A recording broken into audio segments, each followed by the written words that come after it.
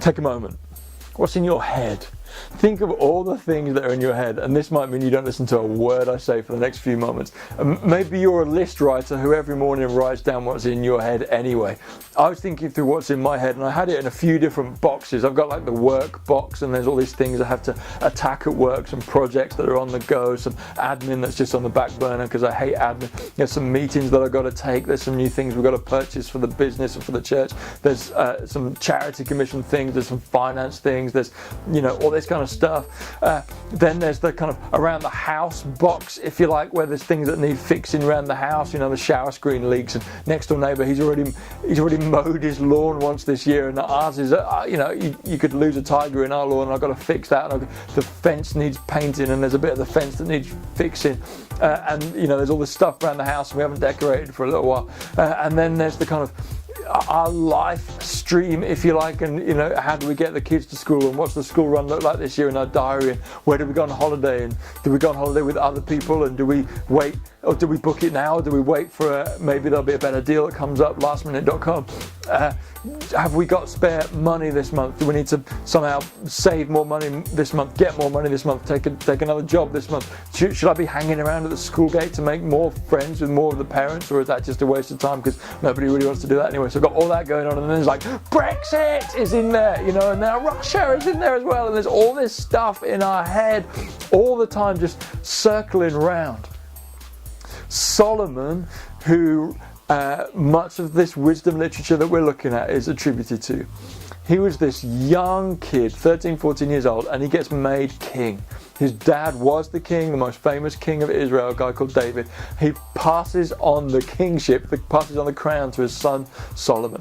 And so on the night that he gets made king, he's lying in bed, and he's just throwing this list of stuff in his head up to God. And he says, God, what the stuff do I do now? How many people are in my kingdom? I don't know how to govern them. Does this crown fit me?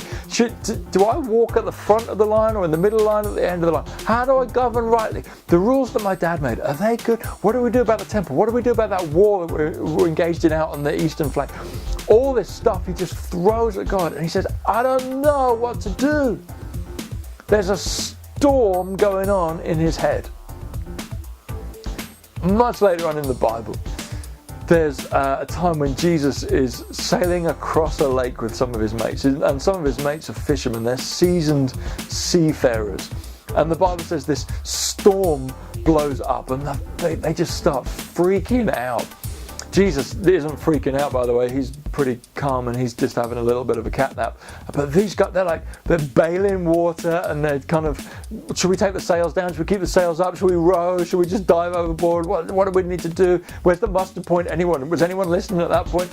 They wake up Jesus, and they're like, come on, can you see we're going down? What about this storm? What do we do?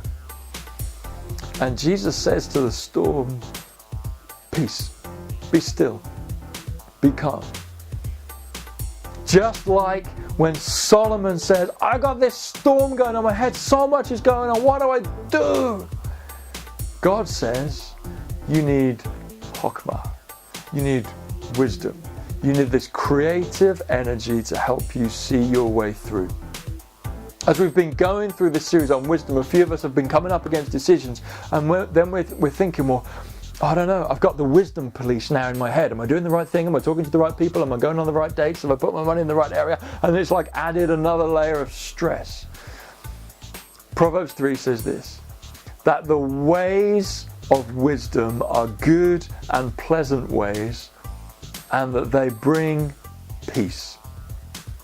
It's the calming of the storm. It's the effect of Jesus. And it's always going to be Jesus, because remember, it begins with the fear of God. The fear of God is what? It's humility. And when we're humble, we realize that we are not God.